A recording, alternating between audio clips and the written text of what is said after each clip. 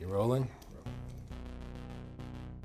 What happened on 9/11 is a phony, you know, and we've never learned the truth about 9/11. The whole agenda is to create a one world government where everybody has an RFID chip implanted in them. All money is to be in those chips. And this is given me straight from Rockefeller himself. This is what they want to accomplish. Aaron, what do you think women's liberation was about? We, the Rockefellers, funded that. We funded women's lib.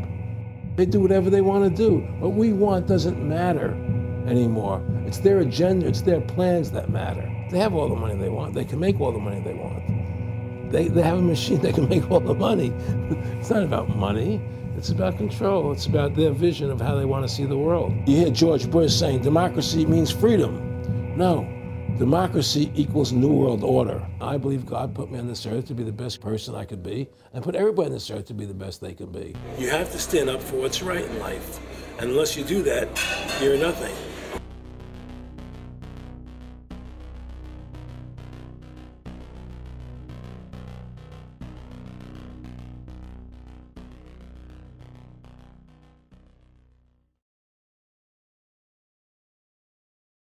Award-winning filmmaker turned freedom fighter, Aaron Russo was an amazing individual.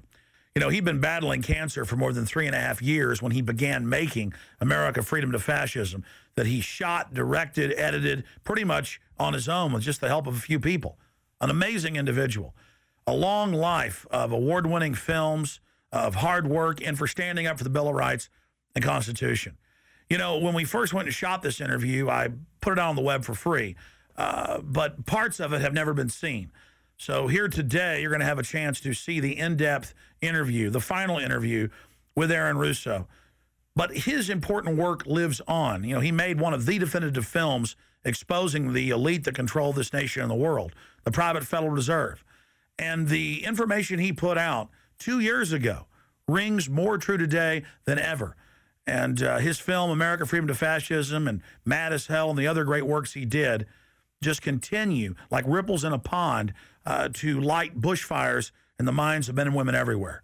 So this film is dedicated to the one, the only, Aaron Russo. You rolling? I'm honored to be interviewed by Alex Jones, a truth seeker, fighting for justice in America. Now he's charming me. He's getting me all smiling. Aaron, when did you start to think something was wrong in the world, or start to find out about the whole banking cartel and the Federal Reserve System, but the New World Order? Well, that was a progression of events. I've always been a very independent person, always believed in individuality, and that we were put on this earth to be unique individuals to fulfill our God-given potential. And that the only way to fulfill your potential is to be free, to find out who you are, and to make your errors, to make mistakes. And as I grew up, I began to realize more and more the government was inhibiting me in things that I wanted to do. And what happened, I was very successful in the ladies' lingerie business. I worked for my dad. He had a small undergarment business. And I created the first ladies' bikini panties back in 1963, actually. And then I opened up a nightclub in Chicago called the Electric Theater that opened up the day Martin Luther King was assassinated. All right, and so the city of Chicago was in flames the day my club opened, and nobody came out to the club. And well, what happened was that that was the year of the Democratic Convention in Chicago in '68. And so my club became a hangout for the hippies, you know, and because they wanted to go to Chicago and protest what was going on. And I was having a concert at my club one night to raise money. And the police raided the nightclub, my club, for no reason at all. And I was standing outside in my office overlooking the street, and I saw all these paddy wagons pulling up in front of my club. And I was a 24-year-old kid. You know, I had no experience at all, really. So what are these paddy wagons doing here? And then I saw all these cops getting out of the paddy wagons coming into my club. I said, oh my God, they're raiding me. And so I ran down to the stage, and I got on the stage, and I stopped the band from playing. And I said to the people in the audience, we're being raided, you know, so sit down on the floor, cooperate, and pull out your identification and cooperate with the police. And as I said that, two of the cops from behind threw me onto the floor and grabbed me and started dragging me out of the club. I'm going, you know, victory, victory. You know, I'm playing it for all it was worth at the time. I was a kid, and then I saw the fire department there, and the fire department was dumping garbage cans, the garbage all over the floor. And I thought to myself, well, why are they doing that? You know, very quickly as they were dragging me out, and I didn't quite understand it. So they threw me into the paddy wagon. As I got into the paddy wagon, one of the cops grabbed my testicles from behind and squeezed, and I went into the paddy wagon in gigantic pain. And the next person that came into the paddy wagon, the cop, as he was stepping in, the cops took the billy club, smashed him on the head with it, and just split his skull, you know, for no reason. I mean, there was nothing wrong. So that was kind of your wake-up. That was my awakening. Like, what is going on? I thought this was America. So I initially blamed it on Chicago and Mayor Daley, thinking it was Chicago. And anyway, it was the headlines of the newspapers the next day. You know, there was my picture in the newspapers, the headlines, electric theater short-circuited, it was raided. And in the article, they went ahead and they said that the reason they raided the club was because the fire department came there and saw it was messy, full of garbage, and the hippies started attacking them, which was totally not true. Those dirty hippies? It was totally false. You know, it was a complete fabrication. So they ran a false flag on you. They framed you. Yeah, of course. You know, and I was in shock. I said, people lie like that? People actually do these things? I couldn't believe it. You know, it was an awakening to me. And I went on television, I told people on television that they lied. Nobody cared. Nobody cared what the truth was. You know, it was shocking to me. And then a week or 2 weeks later, I forget exactly what it was, two cops come to see me, a lieutenant and a sergeant, a captain and a sergeant.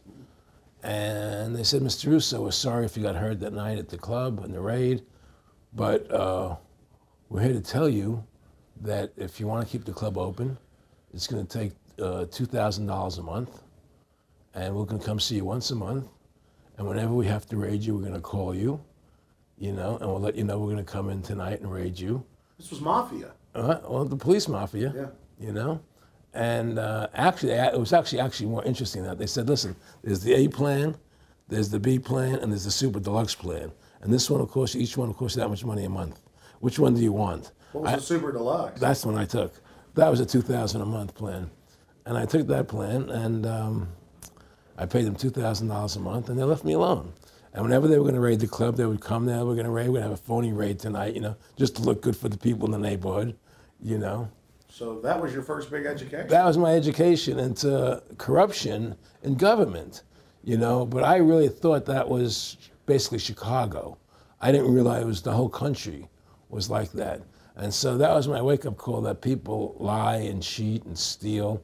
And I thought everybody was always honest and nice and decent, and I had no idea about any of these things. Well, what happened with me was that they finally one day they came to me and they said, look, we can't take your money anymore. I said, why, what's up? What's going on? He said, we have to close your club. There's elections coming, and the aldermen in the neighborhood don't want you open anymore. So we can't take your money. So I had to go to court and fight them, and they were trying to close the club. And then one night there was a fire, and the club never reopened again. The club just closed, and that was the end of the club. And they burned me down. And that was the end of my experience. And then I moved back to New York, where I met Bette Midler, and I ran into her at a little nightclub she was playing called the Improv, and I thought she was fabulous. And through a series of events, I began managing her. And as soon as I started managing her, her career took off like a rocket. You know, it was just fortuitous, I guess. And we became very, very successful. And through managing Bette, I started producing shows on Broadway where I won the Tony, and I produced a television show where I won the Emmy with Dustin Hoffman and Bette, you know, and then I produced The Rose for her, where she got Academy Award nominations. And then that led me to producing Trading Places, which everybody knows. You know, I think it's the best Eddie Murphy movie. Well, it's a good one. I don't know if it's the best, but it's a really good one. And I'm very proud I made that movie. And so in my mind, I feel as if I've made a classic comedy in Trading Places. a classic musical in The Rose, and a classic documentary in Freedom to Fascism. You know, so I'm very proud of my work that I've done as a filmmaker. Aaron, why do you do this? What's the philosophy of your life? What do you think life's all about? I think the importance of life is to like yourself. If you don't like yourself, nothing means anything. To like yourself means you have to respect yourself. To respect yourself means you have to take actions that you respect if somebody else did them. And what's the point of living if you don't like who you are? You can have all the money in the world, and if you look in the mirror and you don't like what you see there, what's the point of it? So to me, the most important thing is that I like who I am, and that I take actions that I would respect if somebody else did them.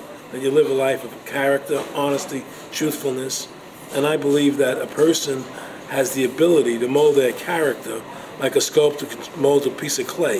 You know, there's no saying that a leopard never changes its spots. I don't believe that. I believe people have the total ability to mold their character into what they choose to be in their life, what their ideals are. And that's what I try to do with my life. I am not the same person today I was as I was 30 years ago. I've changed a lot because I wanted to be something better than what I was before. And my philosophy is that you have to like yourself, you have to be a decent person with character and integrity and honor. And that's what's important. Back in the late 80s, I was a pretty big silver trader and gold trader. And I don't think I've ever told this story on tape before. I was a pretty big silver and gold trader. And I always paid my taxes. And I took what was a legal tax deduction on my silver trades. And a few years later, I think it was 88 or 89 or something, the IRS claimed that what I did, and other people did as well, was now illegal. We couldn't do it anymore. But they made it retroactive. I said, what do you mean retroactive? It was legal then. I did what was legal. I said, yeah, but we're making it illegal retroactively. And that's not good. So you owe us $600,000 or $800,000. For what? It was legal. How could you make something retroactive? Change the law backwards in time. It makes no sense. Well, we're doing it. And so everybody said they can't do that. So we went to court, a class action lawsuit. And the judge agreed with the IRS and said they could do it retroactively. And that's when I knew that there was something wrong in America with the IRS and the system here. You know, Aaron, you were telling me this story last night, and before you even finished saying in the late 80s, the tax law, I said retroactive.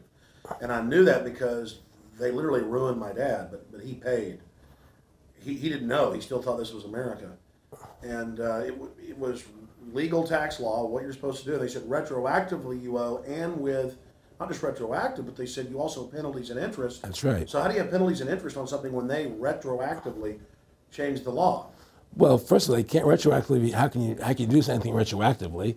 Penalties and interest are a farce. The whole thing, because they do whatever they want to do.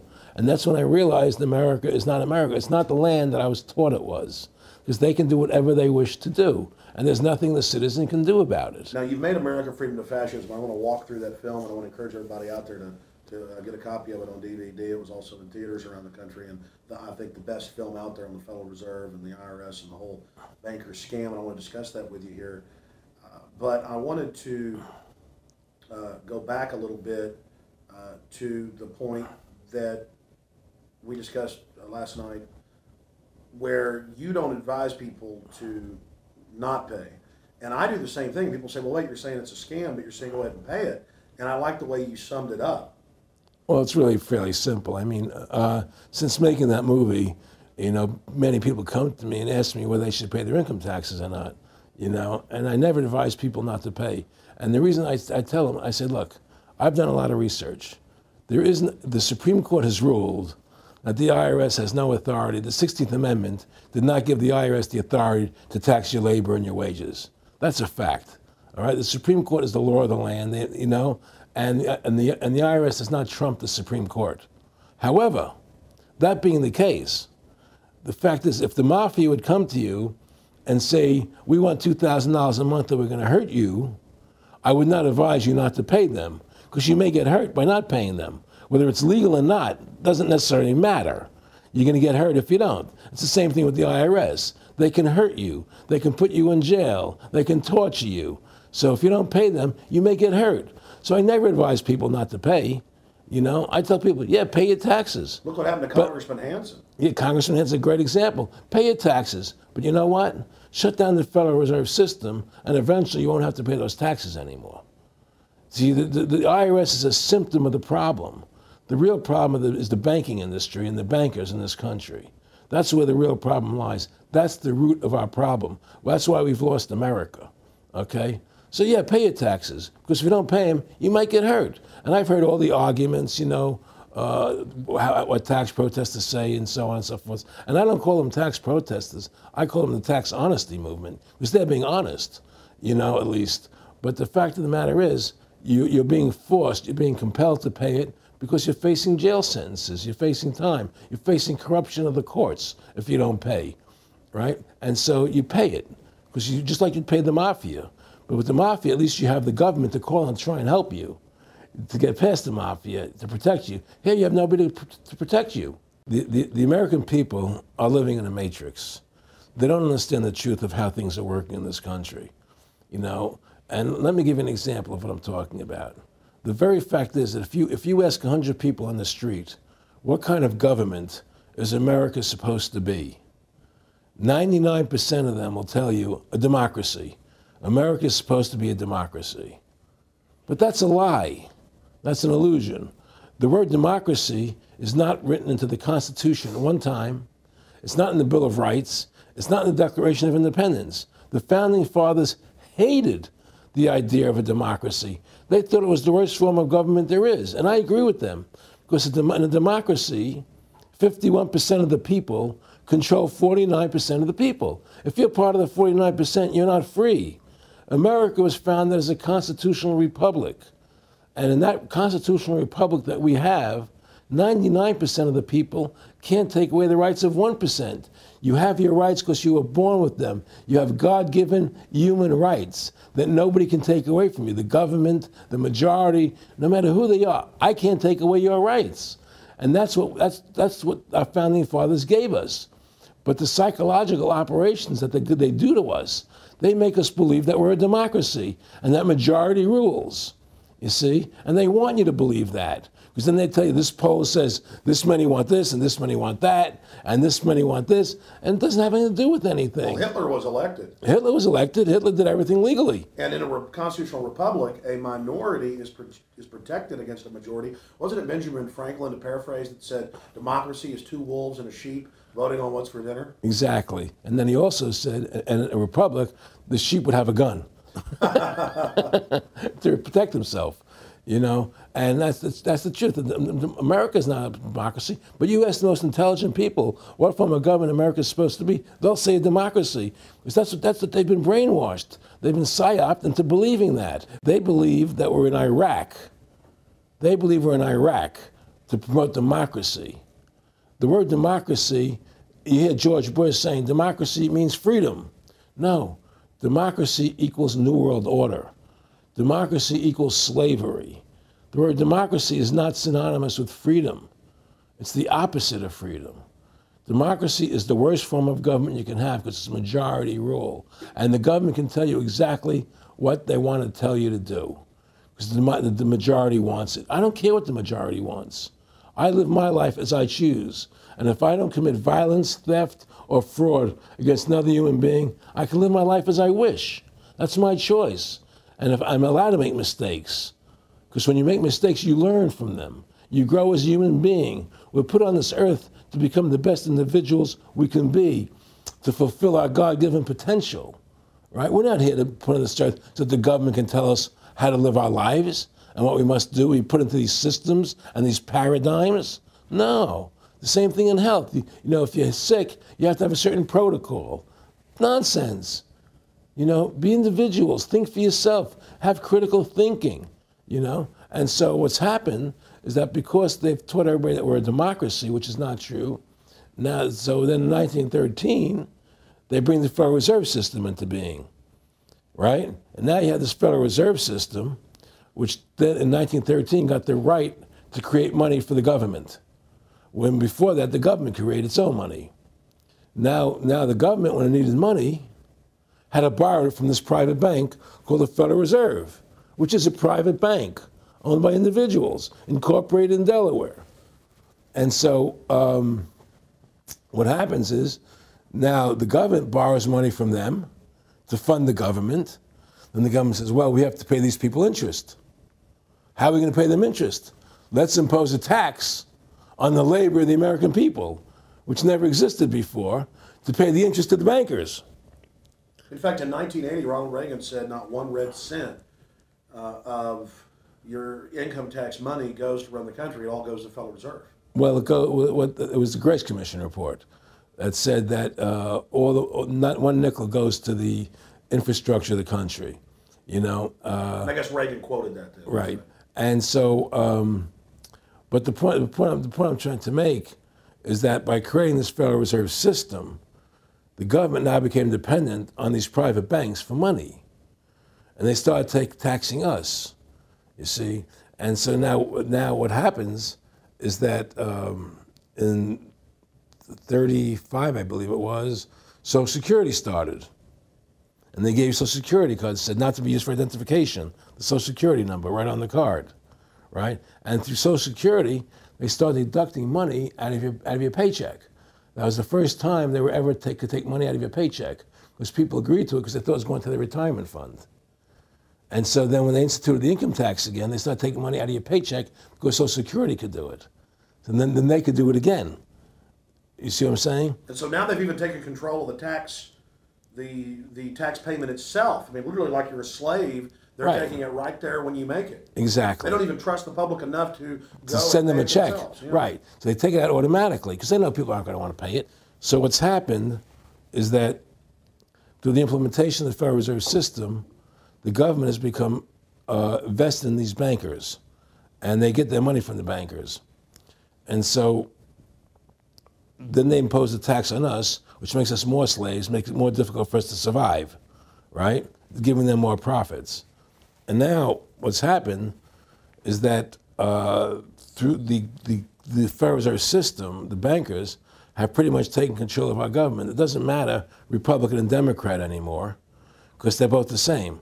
Neither one of them are talking about shutting down the Federal Reserve System or stopping the payment of taxes, you know, or any of the big issues that face Americans, right? So I had a friend, Nick Rockefeller, okay, who was one of the Rockefeller family, and he, when I was running for governor in Nevada, he came to me, introduced himself to me through an attorney, and we became friends. We started talking about things, and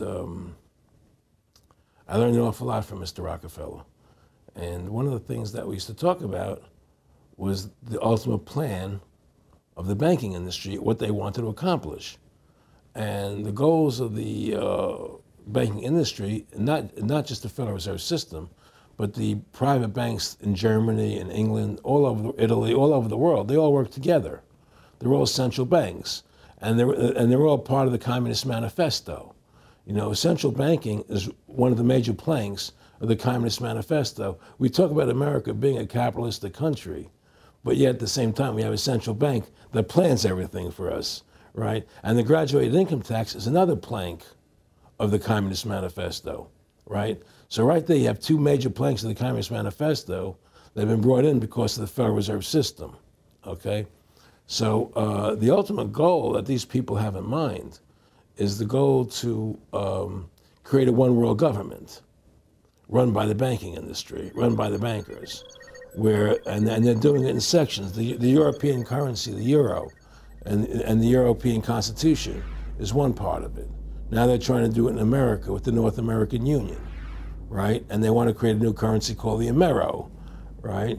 And the whole agenda is to create a one world government where everybody has an RFID chip implanted in them. All money is to be in those chips, right? There'll be no more cash. And this is given me straight from Rockefeller himself. This is what they want to accomplish. And all money will be in your chips. And so instead of having cash, anytime you have money in your chip, they can take out whatever they want to take out whenever they want to. If they say you owe us this much money in taxes, they just deduct it out of your chip digitally. Total control. Total control. And if you're like me or you, and you're protesting what they're doing, they can just turn off your chip. And you have nothing. You can't buy food.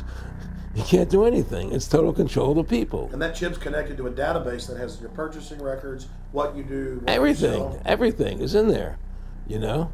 And so they want a one world government controlled by them, everybody being chipped, all your money in those chips, and they control the chips, and they control people. And you become a slave. You become a serf to these people. That's their goal. That's their intentions. More than a decade ago, I began getting secret government documents, and we published them, where the feds were training the local police and the military that gun owners, conservatives, people that made frequent references to the U.S. Constitution were terrorists. That's a quote. But in 2009, it broke into the national media when we received the secret MIAC report from a state police officer, and that was in the state of Missouri, but the feds had written it, demonizing Ron Paul, people that wanted to end the Federal Reserve, people that wanted liberty and freedom. And now more secret reports have been released, like the Department of Homeland Security report, which the feds admit they wrote, that says returning veterans are the #1 terror threat in America, that gun owners are part of that #1 threat, that people buying ammo are the #1 threat. Think about this. You have these private bankers overthrowing the United States, and they're secretly training the police that gun owners and patriots and veterans are the #1 threat.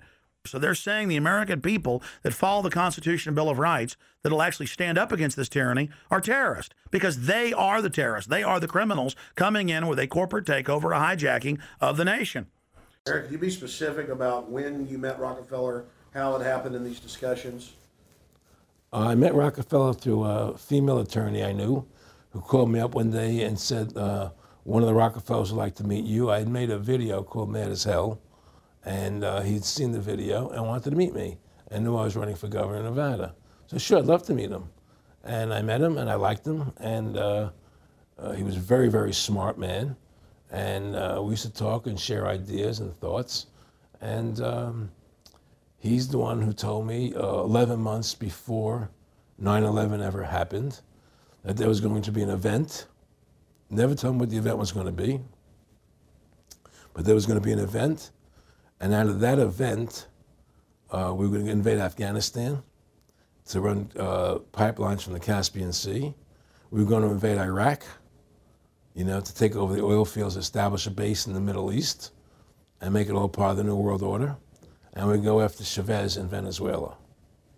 And sure enough, later, 9/11 happened, and I remember he was telling me how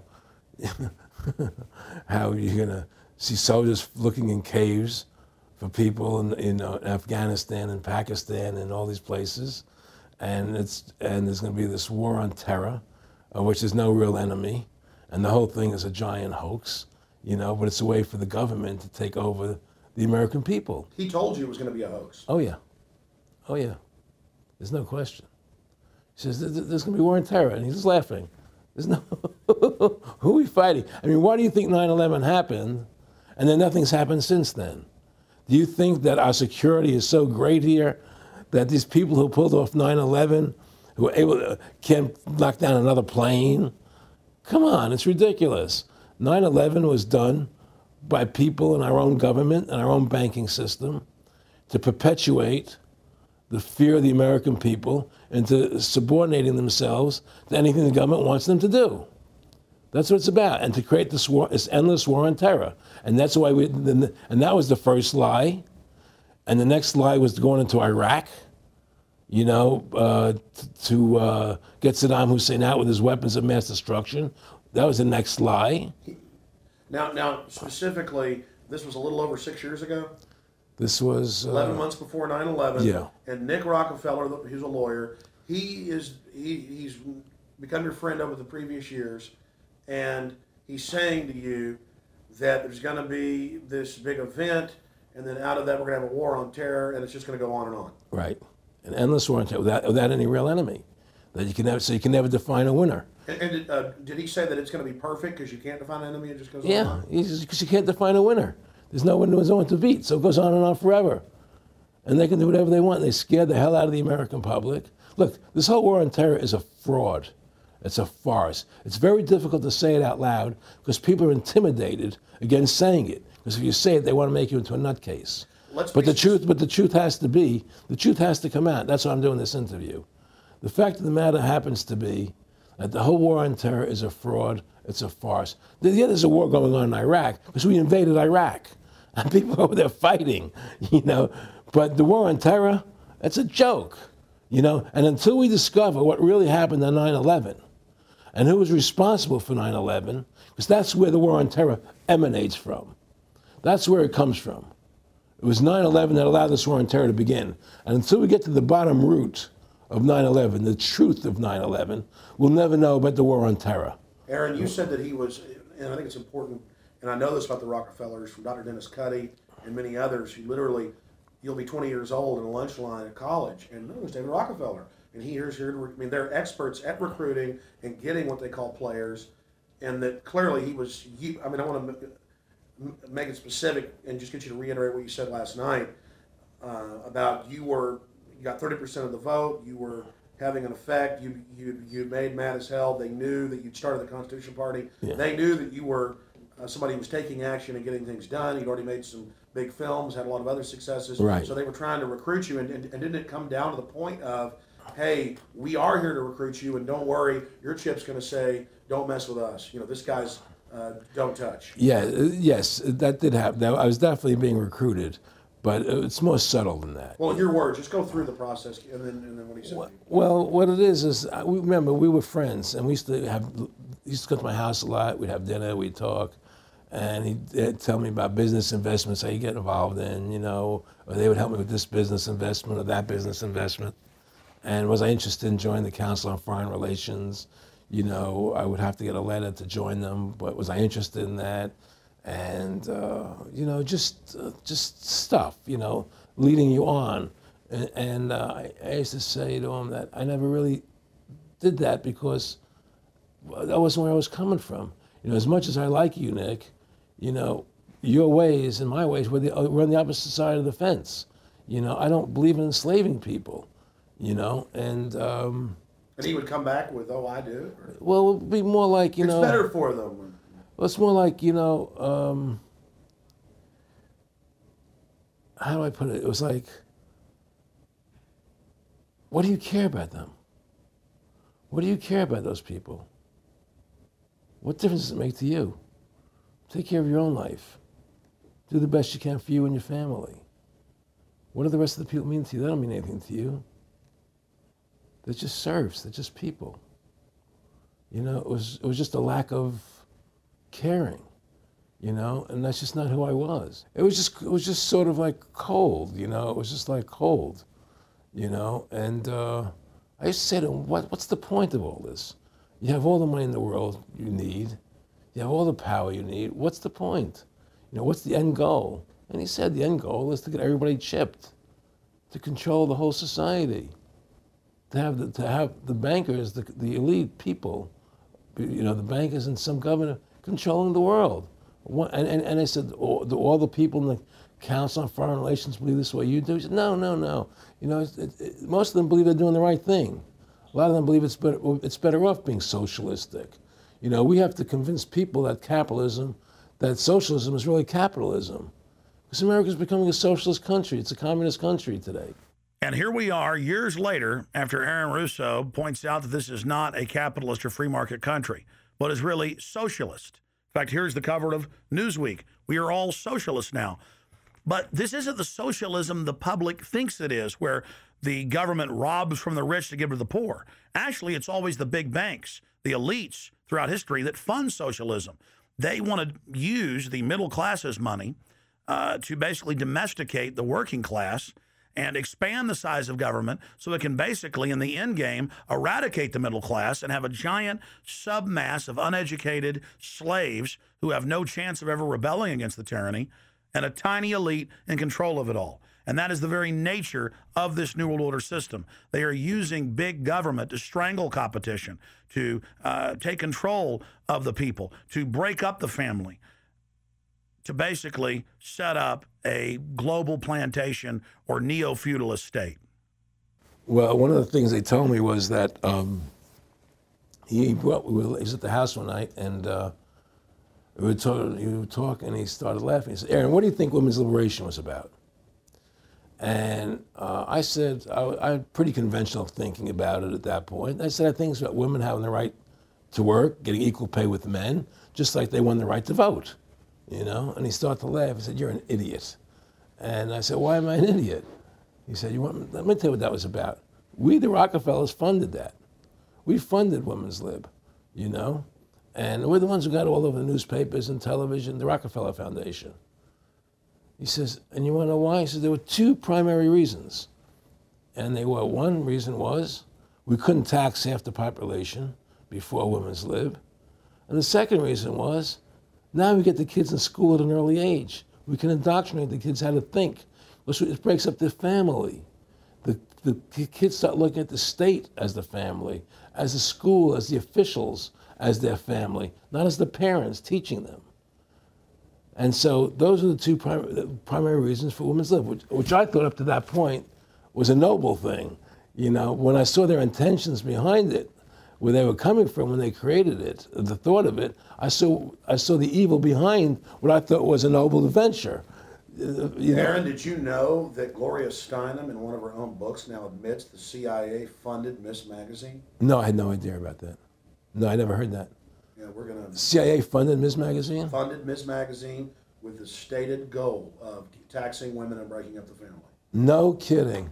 I never heard that. Well, Nick told me. I mean, I know it, but not because I know the CIA was involved in it. Well, Gloria Steinem was proud of it. Oh, the CIA wanted to help me help women. No kidding. So they funded it, yeah. And of course, it's divide and conquer. Right, and of course. What they do is they focus in, obviously, on real problems. Women were getting shafted in many ways, but the elite wasn't planning to help them. They were planning to really shaft them and take men away from them. Look at what they did with black families. You only had about 10% illegitimacy 50 years ago in black communities, and now it's over 90%. And look at welfare. You were going to give you some money, but you can't have a man in the house. Right. And so that was further to degrade the family. Totally destroyed. And now illegitimacy is over 50% in the general population. Right. Well, see, the whole thing is these people control the money, so they make all the rules. You understand? And they put whatever rules they want into effect. And the truth is, America has really become a socialist, communistic country. And everybody says it's a capitalistic country. It's not a capitalistic country. You know, how can it be capitalistic when you have a central bank? That's the first. It can't be. You know, the money. It's a planned economy. It's a planned economy. It's a phony. If they want to create prosperity, they just print dollars. They just make dollars or put digits into the economy, and then now you have prosperity. You don't have real prosperity. You don't have real manufacturing. You just have money being injected in. It's an infusion of credit, which only makes the government go into more debt. Into more debt. The Federal Reserve is poison to our country. Of course it is. It's poison. Whoever makes the money makes the rules. Rothschild said that, and they make the money. Why are we allowing these private bankers to make the money for our country? It makes no sense. Why are we paying interest to these banks to make money for us when the government can do it itself without paying interest and without all that debt? There's no answer to that question, and it's the question no politician will raise. Everybody talks about America's debt, how much debt we're in. We're in debt because we have to borrow money. But we don't have to borrow money. They designed it so we go into debt. Exactly. We can create the money and back it by gold so they can't create too much of it. So you don't have the inflation. And do what the founding fathers gave us. But instead, the bankers make the money, they control the government, they buy the politicians, they tell us who gets into office. You have computer voting, that's a fraud. They do whatever they want to do to us. They do whatever they want to do to us, and it has to stop.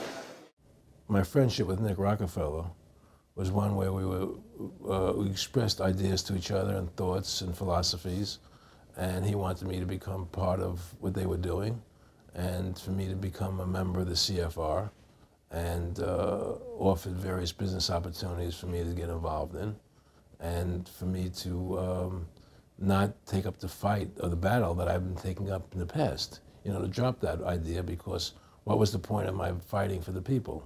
I was a guy who was very successful in the movie business, and I saw the truth of what was happening. I try to express it to the people. And rather than having me express it to the people, they wanted me to join their side because I was a mover and a shaker. And rather than me opposing them, to join them. It was real simple. And he tried to recruit me into that situation. And I didn't go for it. Did he get angry when you didn't go for it? No, no. And, you know, it's like, you know, I remember one time he said to me, you join us, so you have an ID card, Aaron, you know, you have a chip, and your chip will say KMA on it. And I said, what does KMA mean? He said, it means kiss my ass. And anybody stops you, a cop or whatever, and you show them your card or your chip, and they'll know to leave you alone because you're one of us. One of the central pillars of tyranny is that the establishment is exempt from the laws that they pass for the rest of us. We saw it in Rome. We saw it with Hitler. We saw Richard Nixon saying, look, I'm the president. If I break the law, it's not illegal. We saw George Bush and Dick Cheney say that. We see Barack Obama continuing that, saying, I'm not going to give detainees real trials. I'm going to give them secret kangaroo military commissions trials, and we're going to hold them in secret camps, and I've got executive privilege. It's the same thing over and over again. And one example of hundreds that are out there was a story back in April of 2008 out of the Orange County Register. And this backs up exactly what Aaron's talking about with Mr. Rockefeller saying, I got a chip in my hand, kiss my ass. Here's just one example of hundreds. Special license plates shield officials from traffic tickets. And it goes on to say that 996,000 plus vehicles in California are exempt from no insurance, reckless driving, speeding, running through toll booths, running red lights, on and on and on. And who is it? It's state employees. It's federal employees that can go and get exempt. It's police. It's government bureaucrats above the very laws they try to enforce on us. This is tyranny. And so literally all over the nation, they've tried to pass it in Texas but failed. They want it where the police are above the law, where the government officials are above the law, where they have immunity, where they can't be prosecuted for crimes. Congress exempts itself from most of the tax laws and other laws that they put on the rest of us. They're exempt from Social Security, and they get a pension that pays out on average 5 times what citizens get. Again, it's already happening. So the chip in the hand and saying they're above the law under the guise of national security, that's what the 1947 National Security Act and now this whole Homeland Security system is all about. Why are you fighting for the people for? What is that about? The people just, you know, they have to be ruled. They have to be, you know, the Constitution, what you're standing for is only for a few people. It's only a few individuals that can live that way, you know, and we believe that it's best for society to be ruled by an elite people who control everything. And I said, I don't believe that. You know, I believe God put me on this earth to be the best person I could be, and put everybody on this earth to be the best they can be, not to be a slave and a sheep to you and these people. And I don't understand why you want to control everything.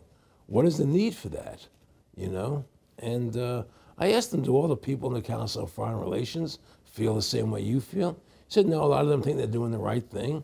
They think that socialism is the best way to go. They think that, that they're doing the right thing.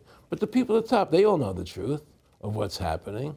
And that's what it is. So it's compartmentalized within the elite structure as well. Of course it is. Of course it is. I mean, all the people that are in the CFR, was that 2,000-3,000 people? I forget like Dan Rather. They don't know what's going on. They join the CFR because it's prestigious. They think it's good for business. It's good for this. You know, they don't know what's really happening. You know, the evil that comes out of it, that's emanating out of it. You know, and to me, you know, the biggest evil is what's happening right now, because what happened on 9/11 is a phony, you know, and we've never learned the truth about 9/11. That's the question I wanted to follow up on. He tells you 11 months before there's going to be an event, all this is going to happen. What did you think on the morning of 9/11? Where were you, and did you think about Nick Rockefeller and what he had told you when you saw those towers fall? No, I was actually in Tahiti when 9/11 happened, and I got a call from my son, and my son said the Twin Towers, they were just attacked and they were falling down or something. So what are you talking? I was in Tahiti, I was asleep, and he says, yeah, they were hit by a plane, da da da da. And so where I lived, where I was in Tahiti, there was no television, so I had to run the other side of the island to a hotel where they had, and it was all on television, you know, and that's when I first saw the stuff on TV about it. And I didn't immediately equate it to Nick, you know, but when I realized that we're going to go into Afghanistan, Iraq, and as that developed, I realized what it was. How could there be a war on terror and actually say that we're having a war against terrorism and leave the borders wide open? If you were the President of the United States, or I were the President of the United States, and 9/11 really happened the way they want us to believe it happened, the first thing you would do is shut down the borders so people couldn't get in the country to harm you. But they left the borders wide open because the bankers want the borders open because they want a one-world government. They want a North American Union. They don't want borders here. The 9/11 was only a manifestation. It was done to create a fear in the American public, right? So that we will obey what they want us to do. And take Richard Reed, the shoe bomber. Here's a guy who was 6'6", ugly as could be. I heard he smelled, okay? He sits in coach on a plane, lighting matches to put his shoe on fire, surrounded by people. It's idiotic. If you were going to blow up a plane, you go into the bathroom, you close the door, and you put your shoe on fire. You're not going to sit there surrounded by people lighting matches on a no-smoking flight. They want you to believe this nonsense. It's ridiculous. 7/7's come out now, and the majority of the British people think it's an inside job, and all the evidence points towards it being an inside job. Yeah, I mean, what happened in England, London? Yes. All this is nonsense. It's just keep people in fear. It's this endless war on terrorism that doesn't really exist, so people will submit to whatever the government wants them to submit to. Searches, check your shoes, have ID cards, put chips in you, you know, where you become servants to the elite. That's what this is all about, you know? Restore America's republic to what it's supposed to be, get the bankers out of our government, get the bankers out of our government. Government should stop borrowing money from the banks. Government should make its own money, restore the republic, individual freedoms.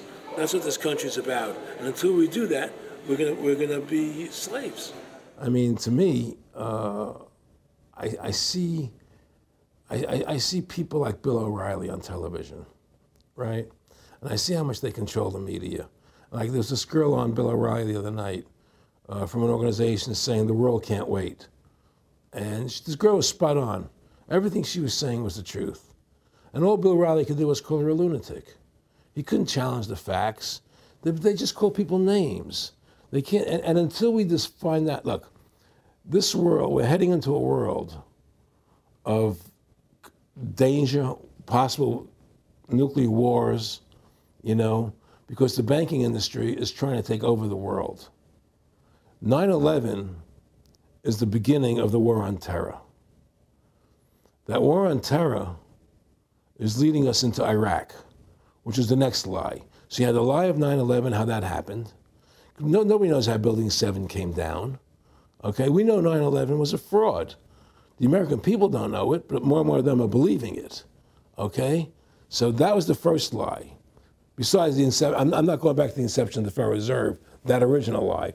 But 9/11 was the first lie in this present state we're in. 9/11 is the kickoff of the war against the American people and the people of the world. 9/11 was a phony. It's a fraud. It didn't happen the way they told us it happened. Now, because of 9/11, we then had the authority to go into Afghanistan and Iraq.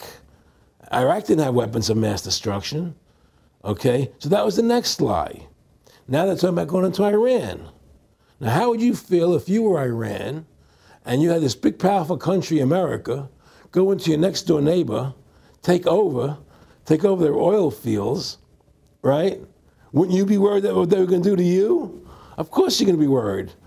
But the people of America don't think about it from Iran's point of view. They think about it from our point of view. So now we're going to send more troops into Iraq and keep building up because they want Iraq and the Middle East to become part of the New World Order. And Iraq was using, Saddam wanted to start using euros instead of dollars, right? He was messing up their whole consumption. Iran wants to start using euros instead of dollars. They have. Okay? So I'm saying what they're trying to do is preserve their power. And one lie leads to the next lie, leads to the next lie. And until you get to the root cause of 9/11, which is supposedly the war on terror, we'll never solve our problems here. Should we send more troops into Iraq? Should we not send more troops into Iraq? Well, the truth is, The fact is that it all goes back to this war on terror. Where did 9/11 come from? That's the root cause of everything. And until we have a full investigation, find out why Building 7 fell down, why they shipped all the steel out of America so quickly, from the buildings, why all the things that don't make any sense about 9/11, until we find out why it really happened, we'll never understand why there's a war on terror. And we'll never be able to prove that the war on terror is a phony. Nick and I discussed many things. One of the things we discussed, or he brought up in conversation, was reducing world population, and felt that there were too many people in the world. In a way, I agree, there are too many people in the world, but I don't think I have the authority to say who's going to die and who's not going to die, But they felt that they wanted to reduce world population, and he felt that it should be reduced by half. He even mentioned to me once they were having a real problem trying to solve the Israel-Palestinian problem. And he talked to me once about they were playing with the idea of bringing Israel to Arizona, and taking all the people from Israel and giving everybody $1 million and setting up Israel in the state of Arizona. Unbelievable. Just to end that problem, because that's a problem that they're not in charge of, in a sense. They're not controlling that problem. They're very arrogant. They can do whatever they want to do. We've given these people the authority to create money out of thin air, and through that device, they control everything. And if you want to win the battle to stop that, you have to deny them the ability to create money. It's only because they can make money that they have all this power. They literally have the money machines. They have the money machines. They can print it. They can do whatever they want to do. They own everything. Aaron, we take over pretty quick. If we were the guys that issued the money, everybody had to come give us real assets for the use of this money we just printed up. People. I tell people, why in the world does the American government borrow money from the banks when they have the ability to create it themselves without borrowing it and paying interest on it? Why? And nobody can answer that question. Not one politician ever raises that. Why does the American government borrow money when they can create it without paying interest? Well, we did create it up until 1913. And so people say, well, because if the American government does it, it'll create inflation. That's the answer. I say, well, let's look at it. The American government has the Federal Reserve do it, which creates the same inflation as if they did it. But also with the inflation, now you're getting massive debt. So with the Federal Reserve, you have inflation and debt. Now, if the American government made the money, backed by gold, which limited the amount they could make, you wouldn't have debt and you wouldn't have inflation. But inflation was only about 50% from the 1780s, I've looked it up, until the late 1800s. And then we have the central banks already trying to cause some panics, which they then used to push the Federal Reserve. And if we look at inflation since 1913 into 2007, it's exponential. In fact, $1 is worth about 2 pennies to what it was worth in 1913. Federal Reserve Chairman, former Federal Reserve Chairman Alan Greenspan, doubled the money supply from 2000 to 2006. And then Edward Bernanke, the new Fed chief, came in and said he was going to double it again in the next 2 years. And then he said, now I'm going to make the money supply numbers secret. And so now we don't even know. Right. But the evidence is they are just, in the curve of inflation, it gradually grows. And then suddenly at a point, it goes straight up. And it seems it's parabolic, yeah. Yeah, parabolic. But the thing is that the only thing I disagree with you on from early 1800 to 1913, there was no inflation other than during the Civil War. When Lincoln was well, I'm talking about how much $1 was worth. And I know it never changed. There was no inflation. In that whole 100 years, there was no inflation. People knew what the money was worth. They could retire. They knew what it would cost them to live their lives out. There was no problem. It was only since 1913 when the Fed came in that we created massive inflation and massive debt. So then what you said earlier, then there really wasn't inflation. There was no inflation. So you don't get inflation when the government issues the money, at least in the U.S. history. Well, not if it's backed by gold. Well, exactly. But I'm talking about, and I did look this up, and I believe that if you look after the country was set up, and some of the things that happened with Andrew Jackson and the rest of it, there were points where it spiked and there were manipulations. There were points, mostly during the Civil War. Yeah. And that's because Lincoln printed so much money. To Exactly. That's right. But once that ended, but basically there was no inflation other than that during that short period of time. I mean, a loaf of bread was a loaf, of course, the same thing. People could plan their lives. Today, they plan inflation. Now you have two parents working. They can't afford to pay for their family anymore. The kids are going to state-run schools now. The kids are being indoctrinated how to think. They're being given Ritalin. They're being given all these drugs. The whole country's being dumbed down. It's all because of the Federal Reserve System. And the Federal Reserve System and these bankers are responsible for the demise of America. And if we ever want to win this battle, you must shut down the Federal Reserve System. And we must shut down these bankers and restore sound money to this country. Will you talk a little bit about some of the families that own the private Federal Reserve, the stock in it? And I mean, obviously, you say you're not a big expert on Bilderberg Group, but you talk about how it's the same system worldwide. It is the same families. They meet and kind of set the policy each year, and then it goes to the Royal Institute of International Affairs in England, it goes to the CFR in the U.S., and then these are their management bodies where they wield control, really the de facto Congresses over the nation. So, I mean, I would like to get you to speak some about the families that own and run the Federal Reserve, and if you can't connect it into these other international bodies. Well, I can't speak to those families because I can only speak about, what I know for fact. Everything else is speculation, and I don't like to speculate. I know about Rockefeller because I was friends with him. We talked about it, and I can tell you firsthand. What did Rockefeller tell you about the Federal Reserve and their family owning part of it? Well, he said the New York Fed is the main controlling interest of the Federal Reserve System. They control the bulk of it. So the New York Fed is really the Federal Reserve System. Even though there's 12 different banks, it's run by the New York Fed. And the New York Fed is basically the Federal Reserve System. So who's ever running the New York Fed is where, and the families that control it, control the New York Fed. And they're the main engine behind the Federal Reserve System. And that's a wing of the Bank of England.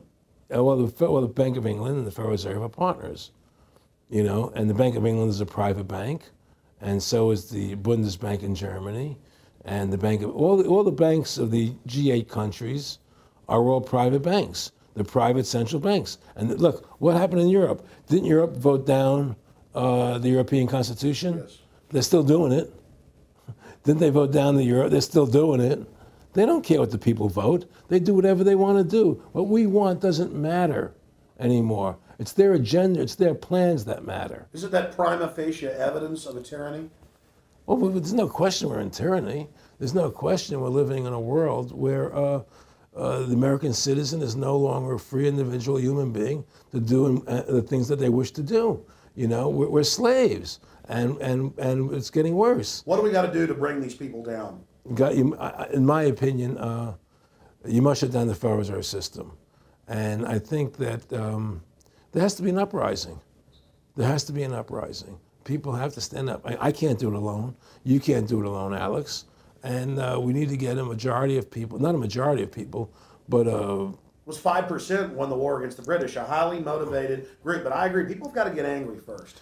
I mean, not just, yeah, we know it's corrupt and that lackadaisical. We got to get pissed. People don't seem to have the courage to do what they have to do, I want to say you've got a lot of courage. Well, thank you. I don't know if I have a lot of courage. I just have I want to thank you for what you're doing for my family. Well, I have a sense of conscience and I have a sense of justice. I get nervous about what I do, but I do it because there's no other choice. I couldn't live with myself if I didn't do it, But the fact of the matter is, I've ostracized myself pretty much from Hollywood. People are afraid to deal with me in Hollywood a lot because of what I do and the things I say. I don't go along with routines. A lot of people in Hollywood know the truth. They're not willing to stand up and speak about it. I know many of them have seen my movie, and they know I'm right, and they won't talk about it because everybody's afraid. Everybody's afraid because they think that this money they get, these Federal Reserve notes, are really money, and they think they have a comfortable lifestyle, and they're afraid to change. They're afraid to stand up for what's right. And until people are willing to stand up and have the courage to do what they need to do, it's not going to change. And hopefully, what you're doing, what I'm doing, what other people like us are doing, can affect the change, that people will stand up and say, hey, I've had enough. The thing is, we have one advantage, that they need us to cooperate.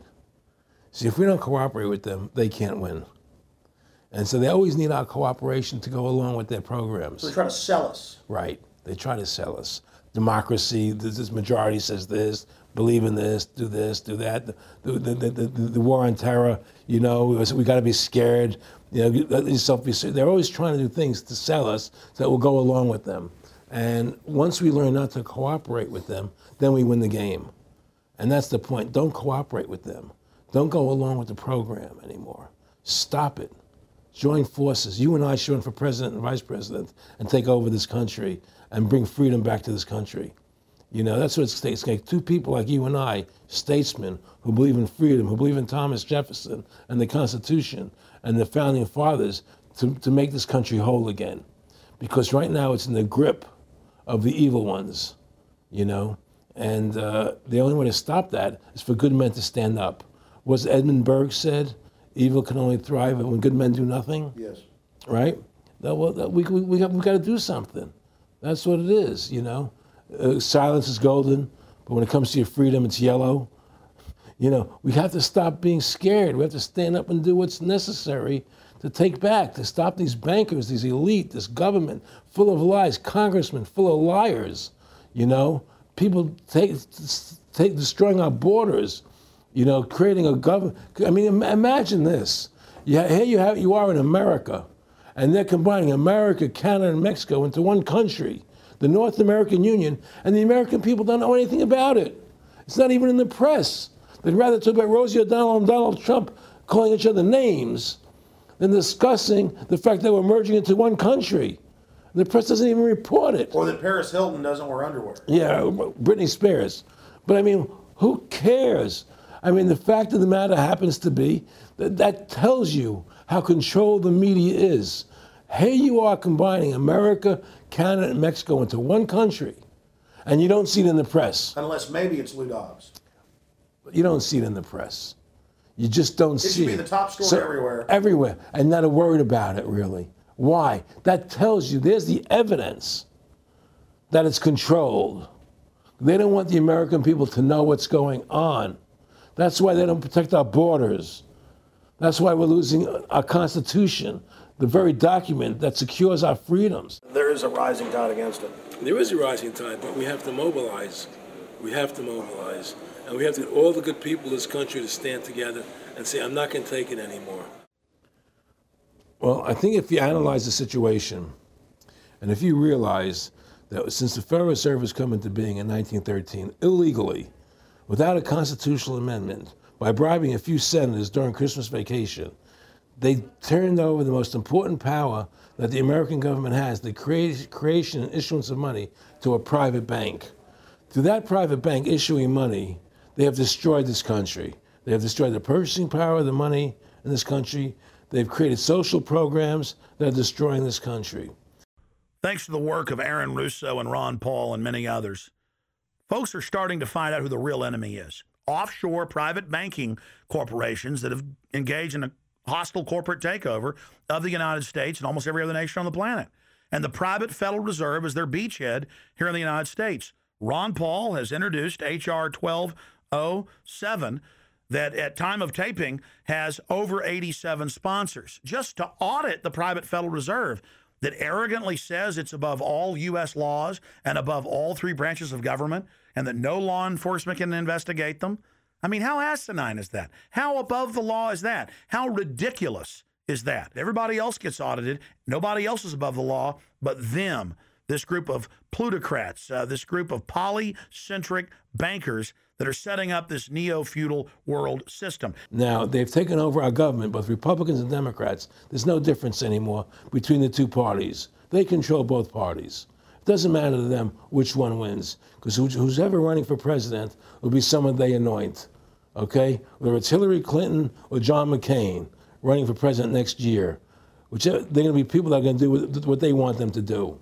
And the fact of the matter happens to be that you can't win an election unless you have enough money to win. They make sure who gets the money. The most important point is they control both parties.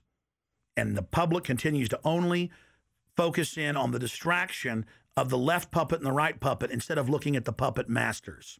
In fact, more and more of this is coming out. Top Senate Democrats, bankers own the U.S. Congress. Senator Dick Durbin on Chicago radio station last week blurted out an obvious truth about Congress. This is from Salon, that despite being blindly obvious, it is rarely spoken. And, quote, the banks, hard to believe in a time when we're facing a banking crisis, that many of the banks created are still the most powerful lobby on Capitol Hill. And frankly, they own the place. So there is one of the most powerful Democrats in the country, top Senate Democrat, saying bankers own the U.S. Congress. It's true. Let's admit it. Let's stop debating the two puppets they put out in front of us, the liberal puppet, the conservative puppet, and then every time we wake up to one of the puppets, they just replace it with another puppet. Let's look past the puppets to the puppet master above them that's controlling the puppets. That's all Aaron Russo and myself and Ron Paul and so many other people are saying. Let's get back to a culture of liberty versus tyranny, not this left-right diversion. You know, when folks are sick of Obama in 4 to 8 years, they're going to put a Republican in, and they'll put out different rhetoric, but carry out the same operation. Because as the top Senate Democrats said, the bankers own the place, even though they engineered the crisis. And make no mistake, they did engineer it by design. Their own documents, their own IMF and World Bank documents admit that. And out of this crisis, they're setting up the new Bank of the World, according to Time Magazine and Newsweek and the Wall Street Journal and just hundreds of publications with headlines like, and now for world government, in the Financial Times of London. They create the crisis and then say, okay, our Ponzi scheme's falling apart and bankrupting you. Give us $12.8 trillion in the first 6 months of the banker bailout. And now they say, we'll set up a Bank of the World you pay your carbon taxes to, and private bankers will rule your life, and we'll pay private greenhouse gas carbon taxes to two firms owned by Al Gore, and this is publicly admitted. I mean, this is how bad the scamming is getting. And we've got to wake up. We've got to say no. We've got to get angry and get in the face of the New World Order. Again, the private offshore bankers own America. They own both parties, but they get you in a rah-rah, Coke versus Pepsi, Redskins versus Cowboys, fight. And you get in this little political fight as followers instead of looking past that to the actual global elite and what they're setting up.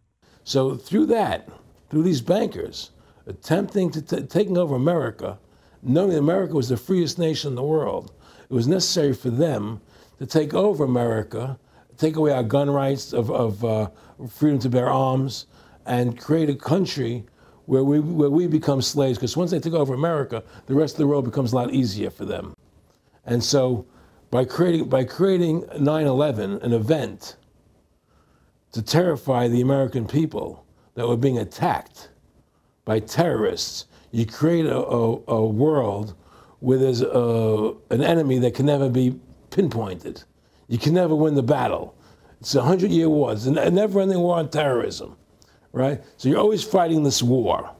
And through the war on terrorism, which is the 9/11, which is the first lie, then you create the war on terrorism, which is the next lie. Then you create the war in Iraq for weapons of mass destruction, which is the next lie.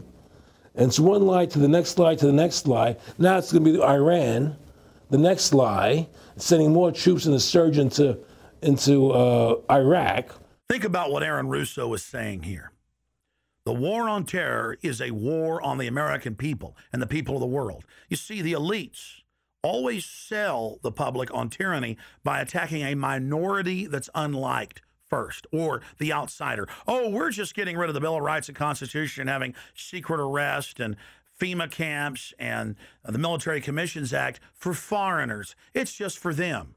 And now the federal government has been caught saying that gun owners, conservatives, people buying ammunition, they've been caught saying that returning veterans are the #1 threat to Homeland Security. And in a way, that's true. People that know about the Bill of Rights and Constitution and know that our country is being taken over and hijacked by foreign banks, I guess they are the threat to the criminals that have done this. That's all the New World Order is a private corporate takeover of the nation states, of the governments of the world.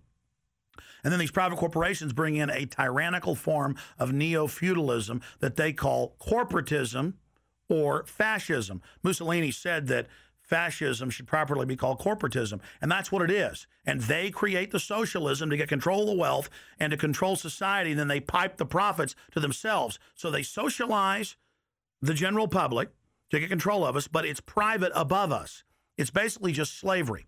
Now, think about what Aaron Russo was saying here, and it's absolutely true. This is a war on the American people. They build Homeland Security, they build the police state in the name of fighting foreign enemies, and then they flip it all around to use it against the American people and the MIAC reports and the DHS reports and the rest of it. This whole thing was set up for the people, and Aaron Russo nailed it.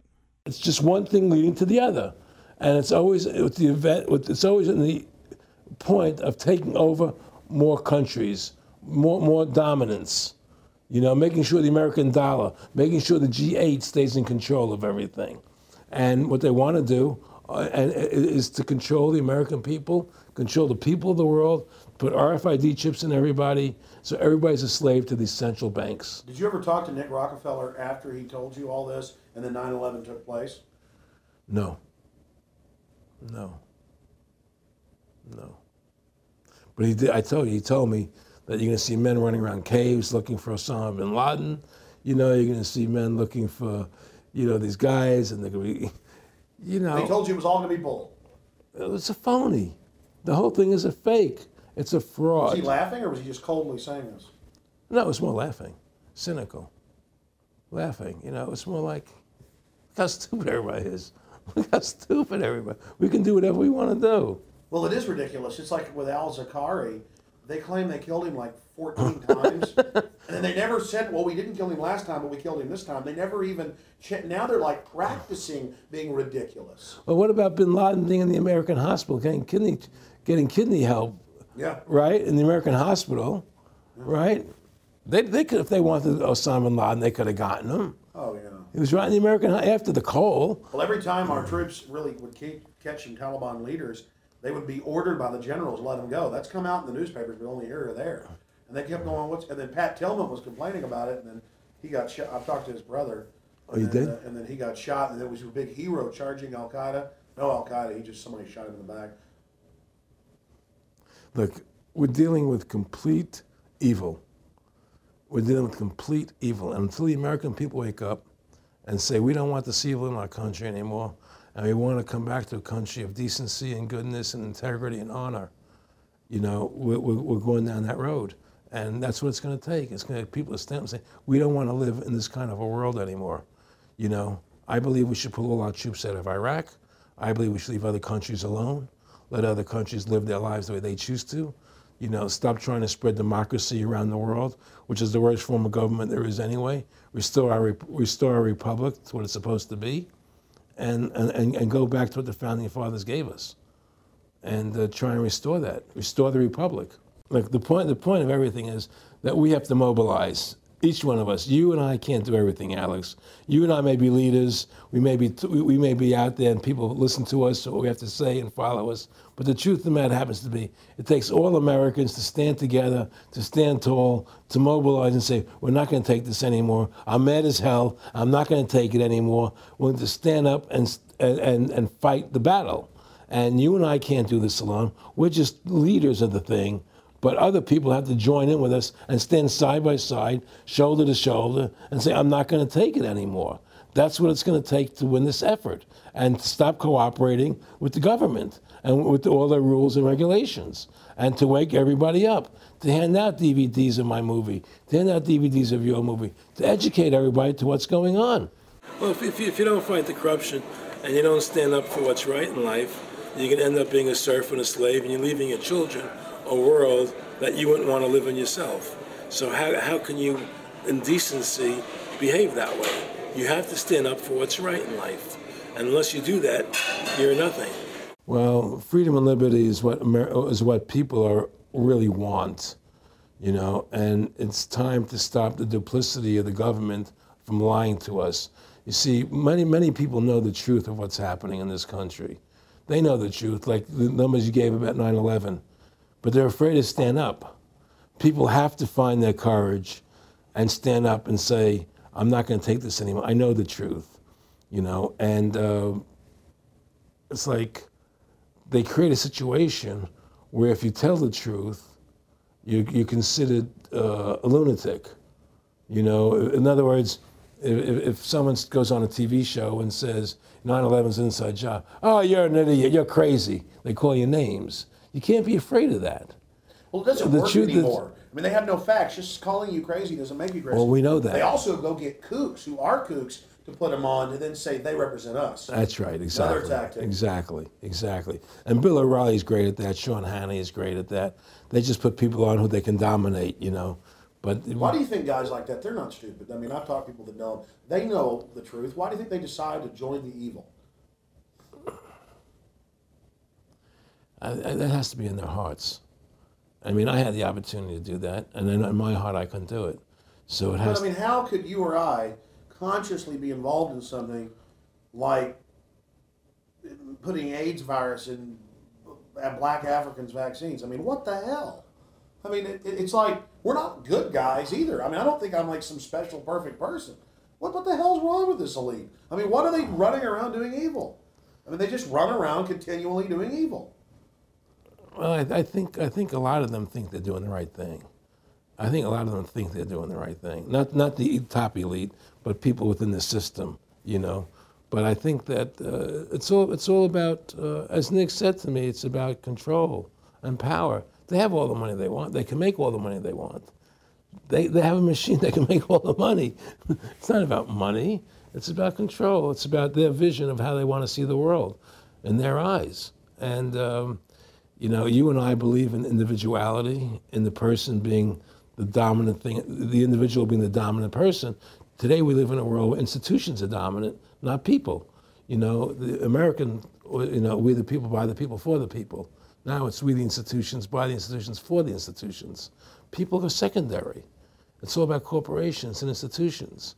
And the Federal Reserve is the biggest institution in the world. You know, if you ask somebody what's the biggest corporation in the world, they'll say Google or Walmart or Exxon or something. But the biggest corporation in the world is the Federal Reserve System, right? And all the other corporations feed off the nipple of the Federal Reserve System. Well, it's like the Monopoly game.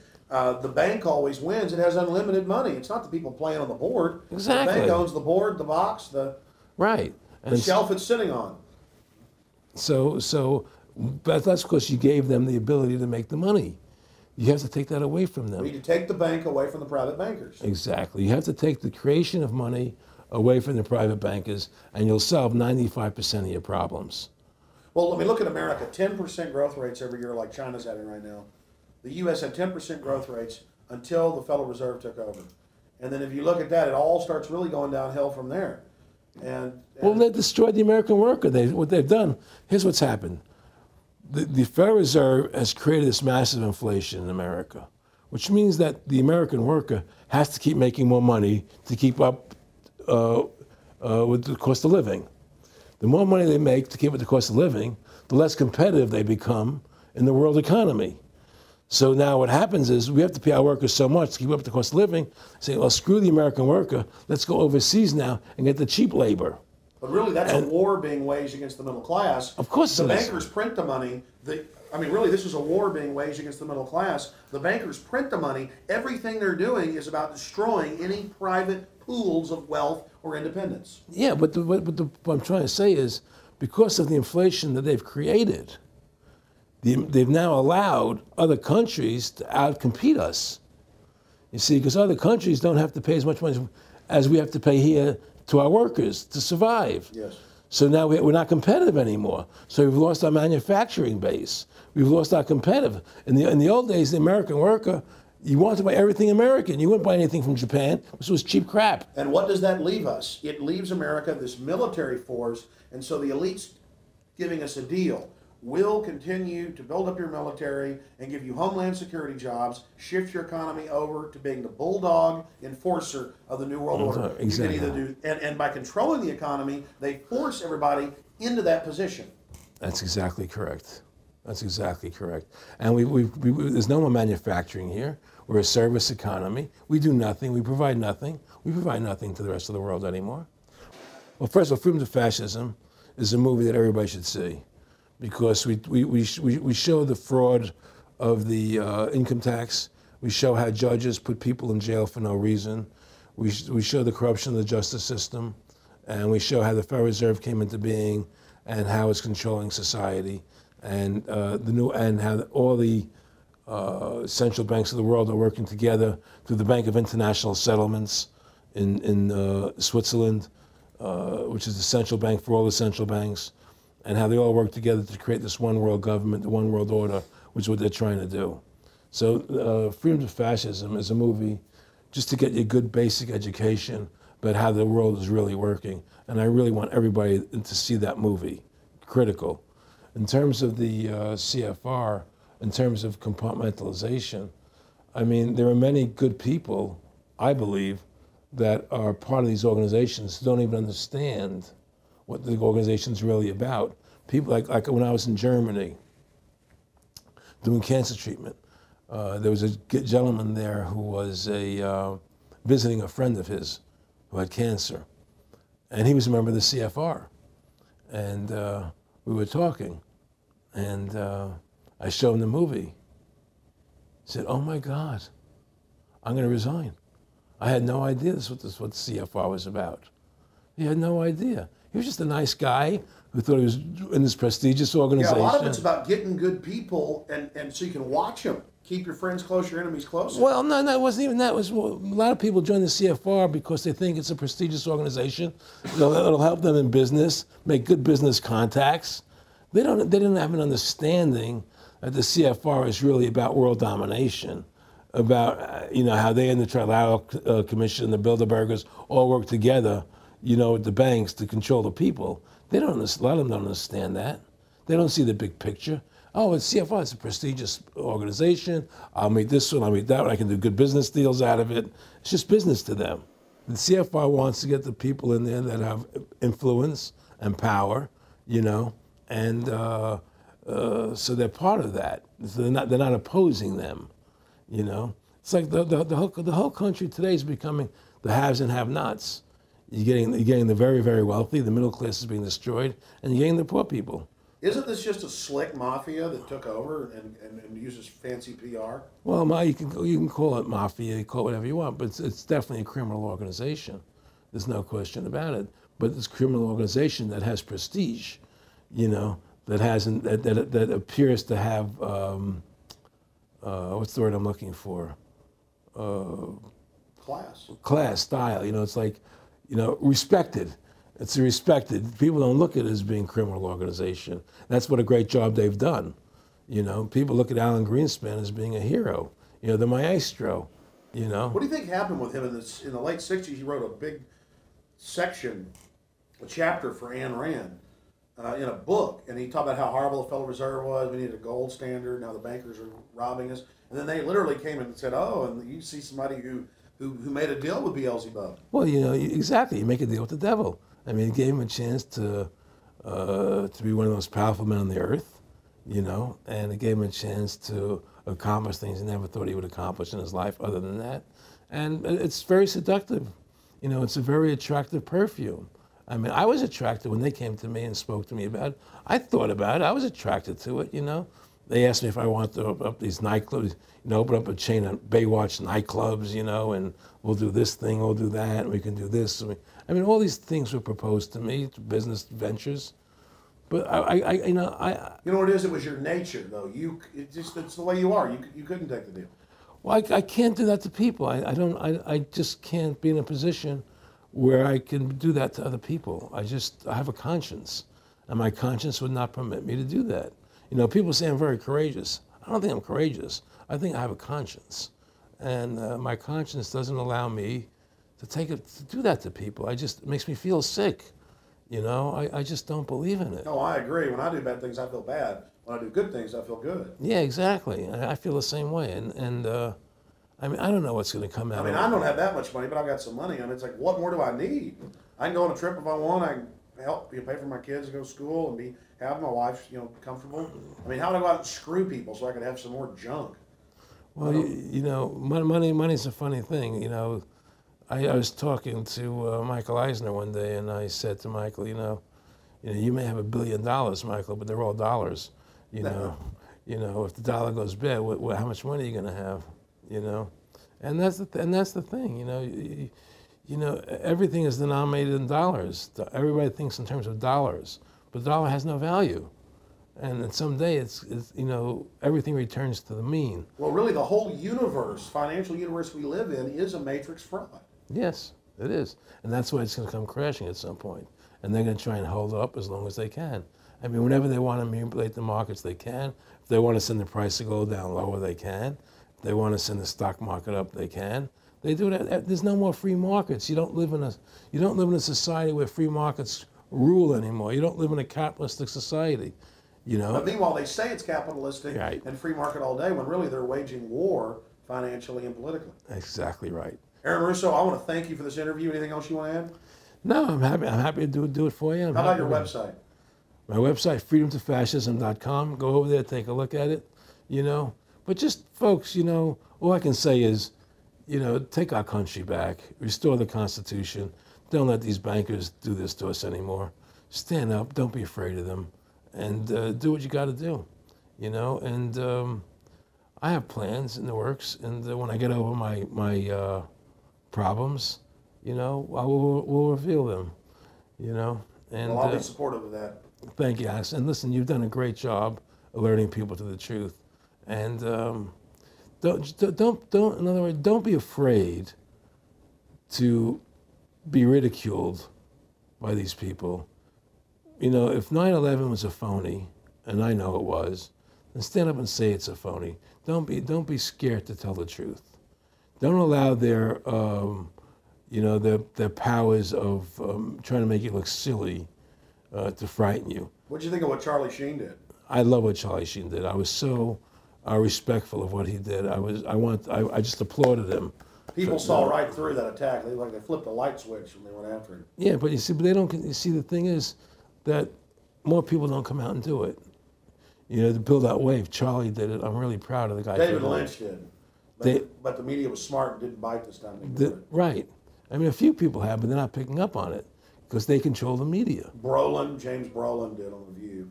I heard that as well. But again, they're not picking up. Barbara Walters looked like she's about to have a heart attack. But they don't pick up on it. You see, they don't allow it to go anywhere. You know, it comes, if someone says something, they let it die. You know, but they keep perpetuating, you know, the war on terrorism. They keep perpetuating all these things that are lies. And because we've given the Federal Reserve the money-making power, they control the media, they control the government, and they're all in bed together. So you're fighting all this propaganda all the time, and it's a very difficult fight. Americans, mobilize. Stand together, stand tall. Tell the government you're mad as hell. No longer cooperate with the government. Do not accept the national ID card. Do everything in your power to restore freedom and your individuality back to America. Stop being a country run by the institutions for the institutions. Let's go back to we the people, by the people, for the people, as opposed to we the institution, by the institution, for the institution. Stand up for your individual rights. Stand up for the godliness that's in each and every one of us. Thank you for watching this historic interview with Aaron Russo. Please don't just stand down after watching this film. Research the private Federal Reserve for yourself. Realize it is the main head on the Hydra that we have to go after. Realize that we can fight the political parties all day, but until we go after the heart, the root of the problem, nothing's going to get better. We have this ruling class of private bankers that issue all this fiat currency, and they have committed unbelievable crimes and have the audacity to claim that they're above the law. Ladies and gentlemen, now more than ever, we don't have a choice. It's us or them. Either the New World Order is removed from power, or the world faces more wars, more tyranny, and a nightmarish police state carried out by these eugenicists. So in the memory of Aaron Russo and every other freedom lover out there in history, and for the future of our children and the species, humanity itself, let's call for grand jury investigations of the private Federal Reserve. Let's arrest the bankers. Let's kick these foreign corporate criminals out of our country and get our constitutional republic back. Let's stop being distracted and diverted by the liberal and conservative puppets they stick up in our faces on television. Let's look past the front men to the actual architects of the New World Order and bring them to justice. There's no way these arrogant bastards can get away with this. if we expose them and speak out against them. And more, it's coming out even in the mainstream media that they are a pack of criminals who are above the law and who have hijacked our nation. But they're only above the law in our minds. We have to expose them as the criminals they are and bring them to justice. Look in the mirror. You are the solution. Take action and join the ranks of folks like Aaron Russo, Ron Paul, and so many others. God bless you all, and thank you for watching this presentation. Now spread the word about the true enemy of the people in the Fed, in the New World Order, in the hegemony of private central bankers.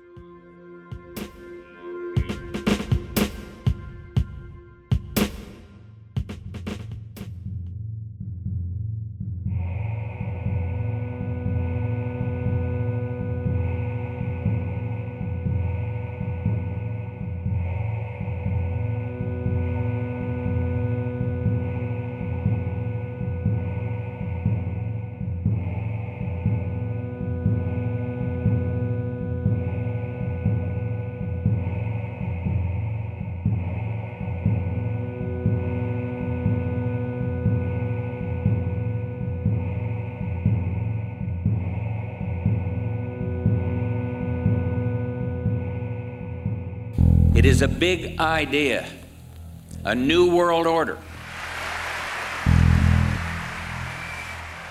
In the near future, Earth is dominated by a powerful world government. Is known as the Bilderberg Group. Could their objective be world domination? For thousands of years, their dark order grew. Now, as they hail the birth of the New World Order, their great dream of exterminating 80% of humanity is at hand.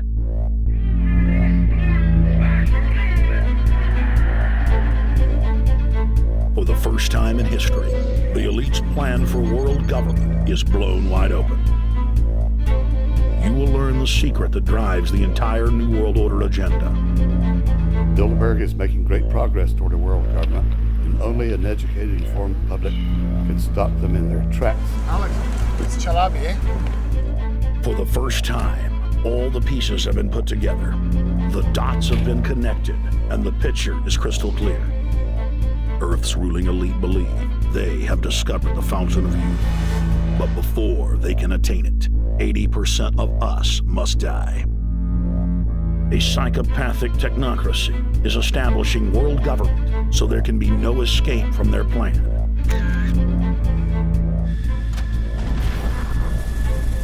The New World Order is the old world order. I mean, it's just the names have changed, the appearances have changed. Most people have no idea. They're not after money. They have all the money they need. They're after power. That's their aphrodisiac. I was pulled out of a plane in Munich. They interrogated me 4 hours. Some shots were fired. I need you to move off the property. Their great dream of exterminating 80% of humanity is at hand. Endgame. Blueprint for global enslavement. You have been warned.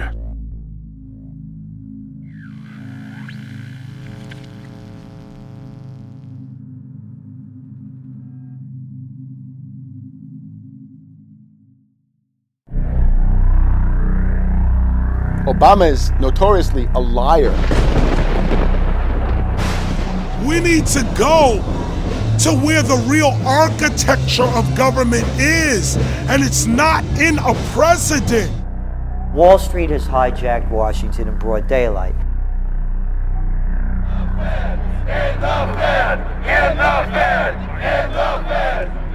Well, Obama's already fudging. He's fudged since day one in this election. The elite are using Obama to pacify the public so they can usher in the North American Union by stealth, launch a new Cold War, and continue the occupation of Iraq and Afghanistan. The globalists are outside all the nations. That gives them safety, and they play countries off against each other. We've got to give them a stake in creating the kind of world order that I think all of us would like to see. Partnership and cooperation among nations is not a choice. It is the only way. What they're doing is using the existence of the United States to act out their Wall Street fantasies of world domination and maintaining their capital structures and maintaining their system of looting. The fight that this country has been waging since its inception is for the central bankers not to take over the country. President Barack Obama is only the tool of a larger agenda. Senator Obama had a desire to do some meetings. Others had a desire to meet with him tonight in a private way, and that's what we're doing. Presidential candidate Barack Obama was publicly criticizing the North American Free Trade Agreement in a bid for votes, but privately telling Canadian officials not to worry about it. If you talk to our generals, they are desperate for is a civilian counterpart to our military force. What do you call this thing where you get this false sense of gratification, but because a black man is in office, everything's gonna be all right? No, everything's not gonna be all right. So I know how unpopular it is to be seen as helping banks right now, especially when everyone is suffering in part from their bad decisions. I promise you, I get it. The Obama deception. The truth strikes back. Get your copy of The Obama Deception today at Infowars.com or download it in super high quality at prisonplanet.tv.